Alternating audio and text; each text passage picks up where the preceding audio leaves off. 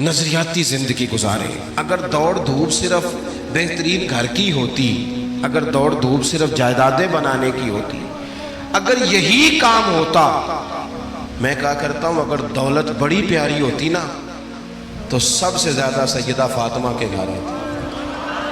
اگر یہ کوئی بہت اعلیٰ چیز ہوتی تو یہ تو وہ والا گھرانہ ہے کہ 3 دن چولہا نہیں جلا. اور کنز الاموال میں وہ لفظ موجود ہے کہ حضرت ابو ہریرہ فرماتے ہیں کہ اونٹ کے بالوں کی بنی ہوئی چادر سیدہ فاطمہ نے اوڑھی ہوئی تھی.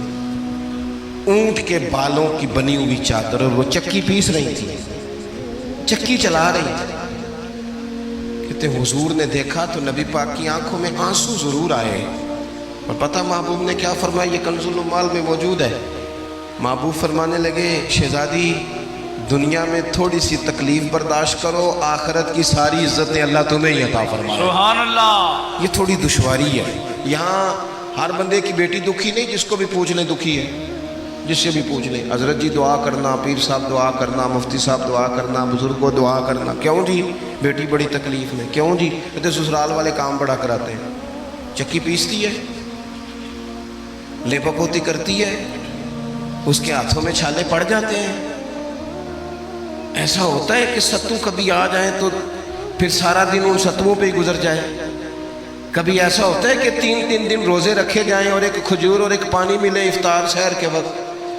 یوں بھی کبھی وقت گزارا ہے.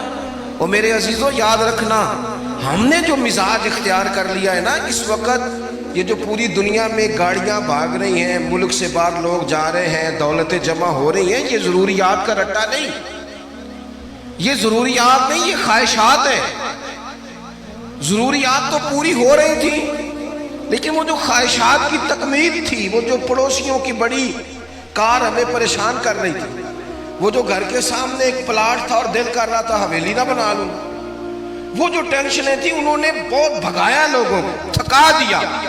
نظریاتی زندگی، اور نظریاتی زندگی میں کچھ کرنے کا عہد، کچھ ارادہ کیا جائے کچھ کام کرنے کا. دیکھو سارے لوگ ساری ڈیوٹیاں تو نہیں کر سکتے.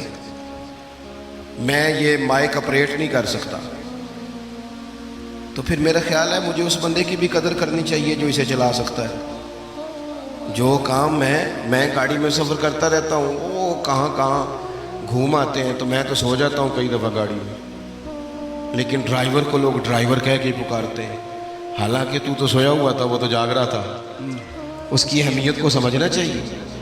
ہم نہ زندگی میں کوئی بھی کام کریں، ایک تو کام کریں اور جو ایک کریں زندگی میں، لیکن ذرا سونا کر کے کریں. کوئی ایک مقصد بنا لیں، کوئی ایک مقصد ہو، کوئی ارادہ ہو، کوئی پروگرام ہو. نہ سمجھ آئے تو بخاری میں حدیث موجود ہے، ایک بوڑھی اماں حضور کی مسجد میں جھاڑو دیتی تھی. اور چلو کچھ کرتی تو تھی نا یار. اور دیکھو سعادت، جھاڑو وہاں دیتی ہے جہاں 70,000 فرشتے سویرے آتے ہیں، 70 شام آتے ہیں. سبحان اللہ. سبحان اللہ. حضور کی مسجد شریف میں جھاڑو دیتی ہے خاتون. ہمارے ہاں تو خیر امام خطیب کی بھی کوئی قدر نہیں ہوتی، کوئی نہیں ہوتی. امام کبھی کو مشورہ دے لے تو کہتے ہیں اسلام زیادہ دیتا ہے، مولوی نواں لے آؤ، مشورے زیادہ دیتا ہے، اس کو چینج کرو. اور مسجد کے خادم کی کوئی حیثیت، لیکن جو مسجد میں جھاڑو دینے کی فضیلت ہے نا، حضرت بابا فرید صاحب سے جب کو بندہ کہتا تھا نا دل بڑا پریشان ہے، تو بابا صاحب کہتے تھے مسجد میں جھاڑو دیا کر، اللہ سکون عطا کرے گا. سبحان اللہ. سبحان اللہ. مائک میں نہ بولے جی، سنے بات. مسجد میں جھاڑو دیا کر. اٹھ نہ فریدہ ستیا تے خلقت ویکھن جا، تے متے کوئی مل جائی بخشیا تے چل تم ہی بخشیا جا. اٹھ نہ فریدہ ستیا تے جھاڑو دے مسیت، اوے تو ستا ہے تے رب تے جاگدا ہے، تیری ڈاڈے نال پرید.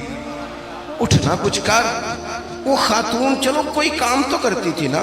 دیکھو نا گلی سے گزرتے ہیں لوگ، اب وہاں کھڈا ہے، سب کا موٹر سائیکل گاڑی سب تنگ ہوتے ہیں. جو بندہ ابھی گزر رہا ہے نا روڈ پہ، وہ تبصرہ کر رہا ہے کہ دیکھو بلدیہ والے صحیح نہیں کراتے. تبصرہ جو سارے کرتے ہیں، ایک کئی تے ایک دا بڑا، 2 بندے درکار ہیں، رستہ ٹھیک ہو جاتا ہے. پر اتنی محنت کرنے کو کوئی تیار ہے، کیونکہ ہمارے ملک میں جو شے سب سے عام ہے وہ تبصرہ ہے.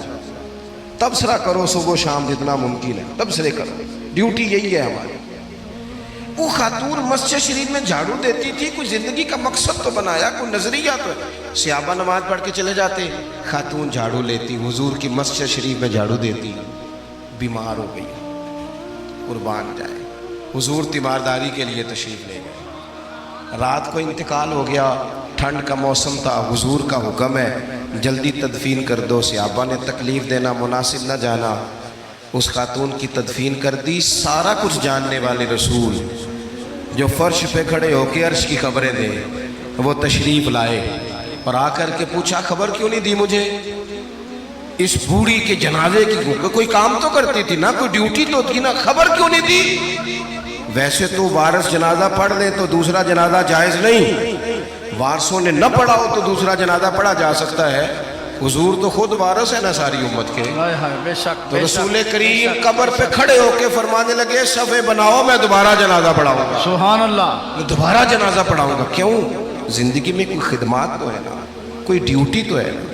پہلے تو ہم کچھ کرتے نہیں، اور اگر کرتے بھی ہیں تو صرف دوسروں کا دھیان ہی رکھتے ہیں، دوسروں پر توجہ ہوتی ہے کہ فلانا فلانا۔ بھئی آپ اپنا کام کریں، کچھ زندگی میں کر گزریں، کوئی ڈیوٹی کریں۔ اگر زندگی نظریاتی ہوگی، دیکھو ویڈیو دیکھنے کا شکریہ۔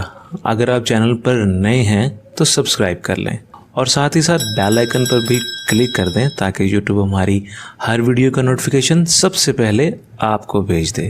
جزاک اللہ۔